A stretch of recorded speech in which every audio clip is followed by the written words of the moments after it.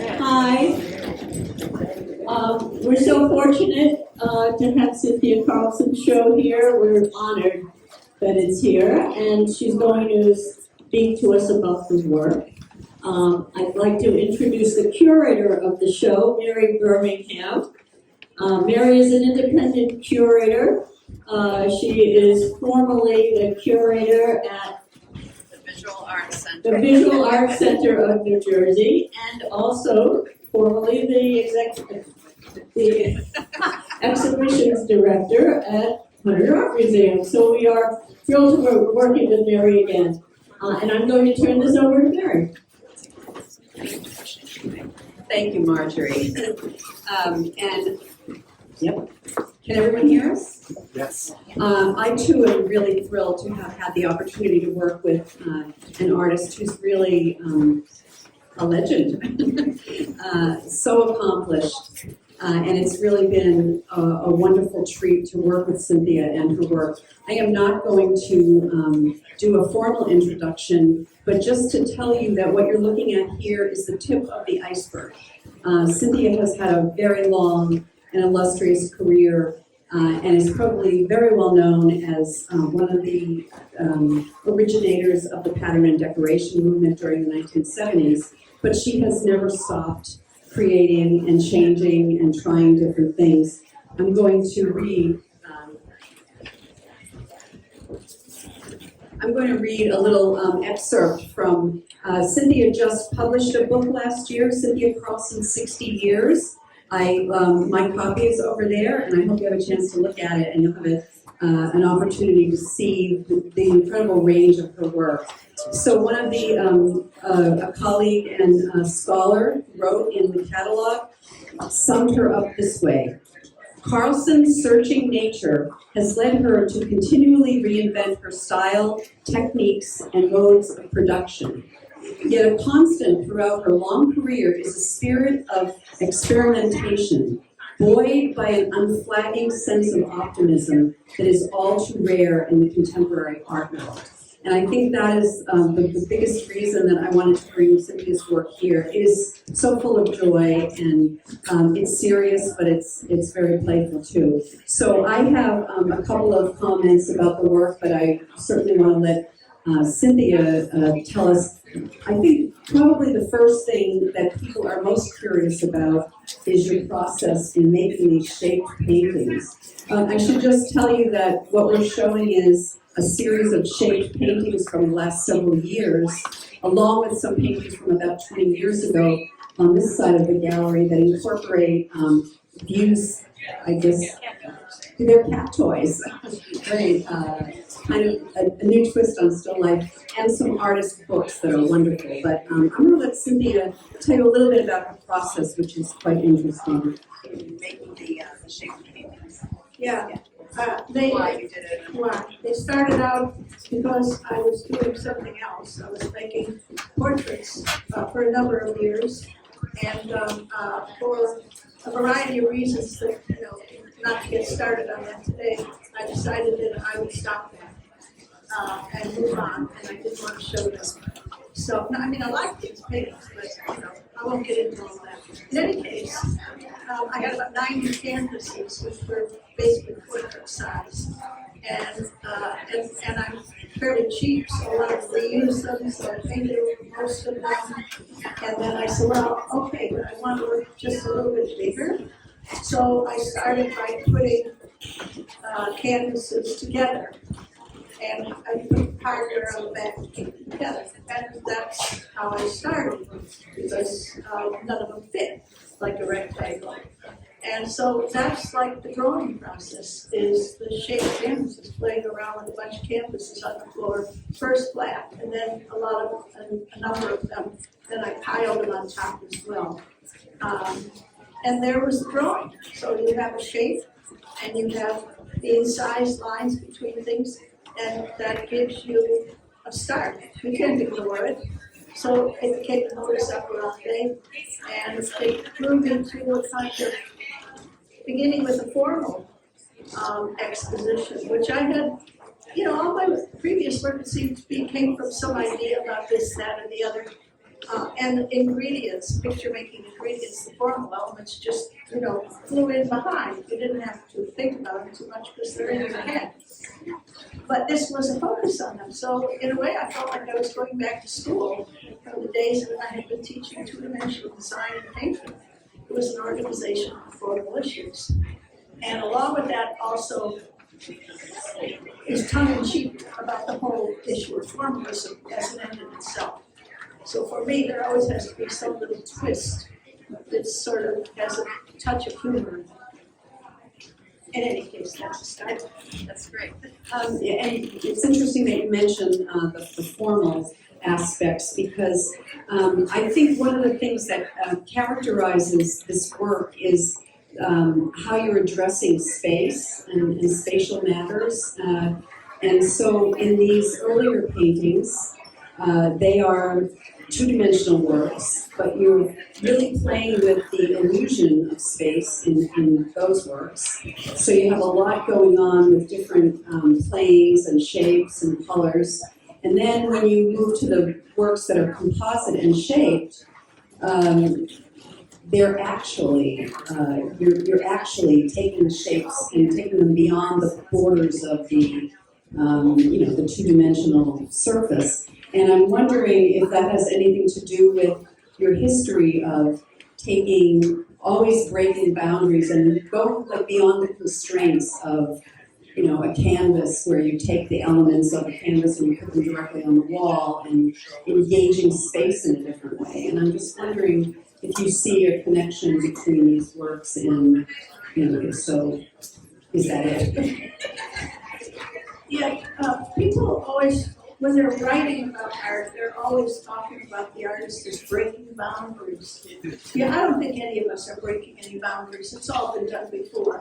But, this business heightens the reputation with words, but it actually is a little bogus.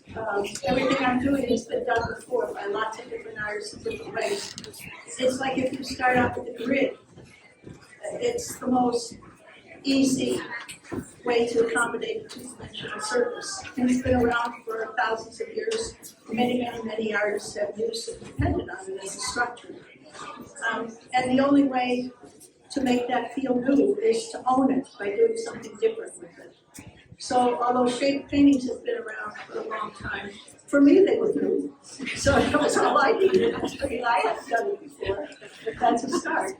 And each one, I try not to have a consistent cast of characters that just gets repeated. I like the painting to speak to me and tell me, okay, well, I could try this or I could try that. And it's like playing. I mean, they're like a Rube Goldberg, but it's playing, it's a very serious play. My friend Ree Morton, who was a good friend of mine, in her diary or in her journal, she wrote, first you learn to take yourself seriously, and then you learn not to take yourself that seriously. And I've always loved that, and I've always sort of kept it in the back of my mind. Not to be boiled over with humility, which I'm not, but just to keep in sort of keep things in proper perspective. So for me, each painting is like a playground to organize things. And this one, for example, this started because there's an artist whose work I hate. And I won't mention names, but it seemed to me that he was playing with the idea and has consistently played with the idea of cliché. And they're so stupid, these things. And I thought, well, what does it mean? What is a cliché and what does a cliché mean? And if you do choose to use a cliché, how can you own it in a way that makes it way more interesting than a cliché? My favorite artist for that is Matisse. At the end of his life, he did those paper murals with fish and shells and things like that. And I thought, how did he do that? How did he take something that's so stupid and so well-worn and well-known and make it feel like he was doing it for the first time? They're glorious. How did he do that? So it was in that spirit that painting came out of. But each painting has its own sort of place that it came out of. Like there's one on the wall over there. I was trying very hard to be minimal. Because got more shapes in it than any other thing. I don't know how that happened. Let's walk over on this side of the gallery so we can talk some more about that.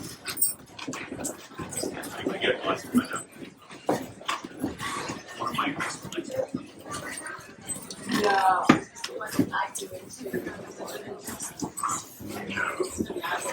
And when I said this is like the tip of the iceberg, I wasn't kidding.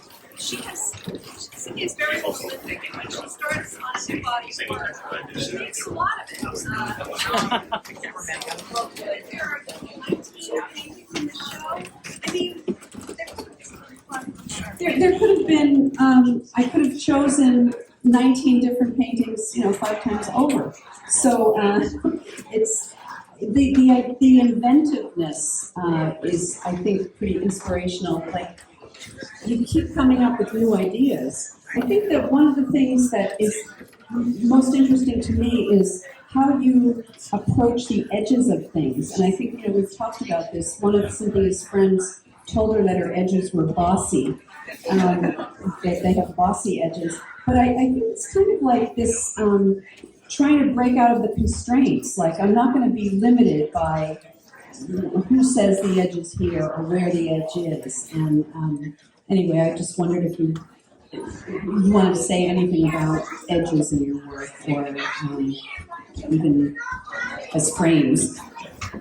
It's always been interesting to me what an edge means. It's the start of something or the end of something. And there's a great long tradition of art starting in the middle of the canvas and working down to the edge. And there's another long tradition of art starting at the edge and working down to the so the edge to me is very interesting. It's starting all different places. And plus the holes in the canvas. I've been very influenced by kind of architectural structure for a long time. And that sits behind the rock. It's kind of the obvious. No, we're not. Wait, is your bedroom? We need to go to the other one. And we need that one. When you mentioned that, this painting right here is called Pink Window. And I was determined that painting would end up between 2 windows because, but it also brings up the idea of, that goes back to the Renaissance, of the idea that a painting is a window onto something. And so she has another work in the show at the back of the gallery called Frame and Window, I think, or Frames and Window. So kind of, to me, drawing the connection between a framed work of art is really a window into something, and that you can play around with the idea of space in both formally and conceptually. And I think that also some of the works at the back of the gallery, to me, are a little more figurative. Yeah. So like this work, when I saw this in Cynthia's studio, I said it reminds me of a kimono, the way people make kimonos on the wall, and that it is kind of figurative. And so these works across the back, that one down there looks a little bit like a robot to me. I think that it's not a robot. I know none of this was in her mind when she was making it, but we always want to find our own stories in artwork. So, but I thought that the idea of putting these pieces in dialogue with the architectural space would be an interesting thing because the work is so architectural. Does anyone have questions for Cynthia?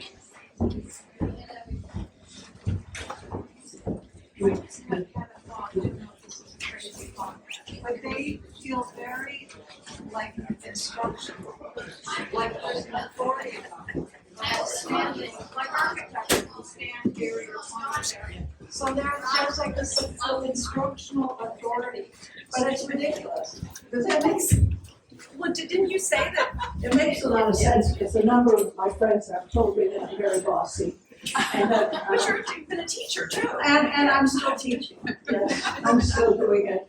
So it doesn't surprise me that it comes out. I mean, I used to have a little book that I kept with things that people said about my work that I never thought of before that made sense to me. And now I have to put that in my little book. Because I never thought of that before. But I think it falls, I don't think of the paintings that way, but it makes me smile because I think of myself that way. And of course, the self is the painting. So, yeah, there is that. I'm reading it. Yeah, That signs well, that's another point that I do believe that, I mean, there's a whole history of history painting and subject paintings on the child and history of various battlefields and blah, blah, blah. But I do believe that at a certain point, and particularly with, but not entirely relevant to only abstract art, is the fact that once you put your work up, it's in the public. Anybody can think and say whatever they want about it, because that's their experience. So if I say this is about that, and so on, that's fine. You may not see that. You may see something else. It'll flow from your own experience. And I'm very much in favor that that's important. So I particularly detest museum labels when they tell you how you have to see something and what it means. I don't mind learning more about the times and the artists and that kind of thing, but do not tell me what to see in this There's in fact a lot of pointing in these works, for me, pointing because of the triangular shapes that almost want to read like arrows, and sometimes you reference that in the titles, but also these little, this is abstract work, but occasionally you allow a figure of something in that is referential to something, like on that painting there, the finger looks like a hand pointing up. I mean, so it's like you're allowing us to find these little moments, these little humorous, almost whimsical moments within the work. Yeah, it is whimsical, and those paintings at the end that are flat, though, the two that are there, if you want to walk around, just say one word about them, and then I'll quit.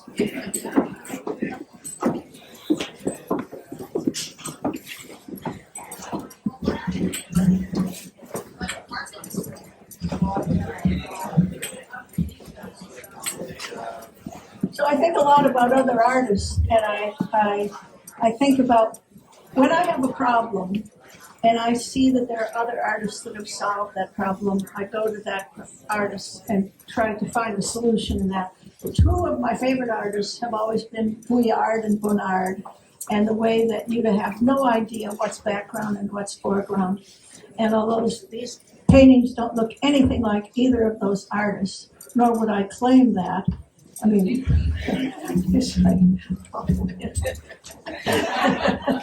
but that was my intention, was to mess it up so that what was seen as foreground and what was seen as background would get all messed up, and you couldn't really identify them. So that's sort of what was behind these.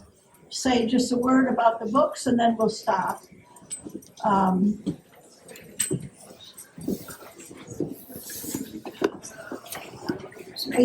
Because I'm a compulsive artist,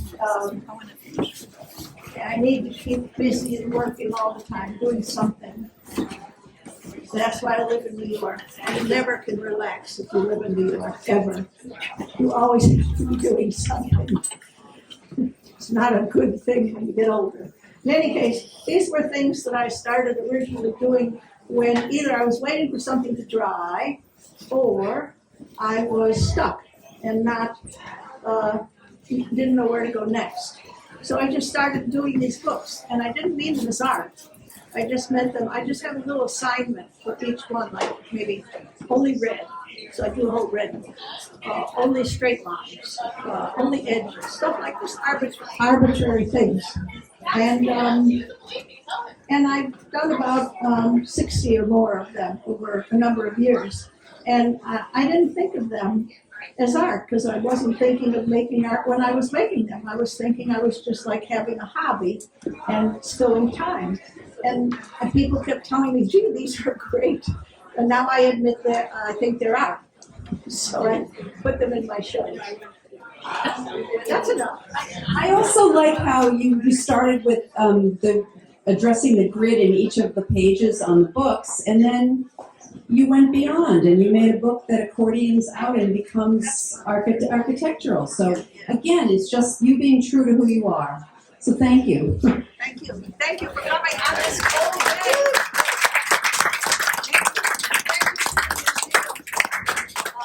For showing these. I'm very pleased to have a show here because the space is great.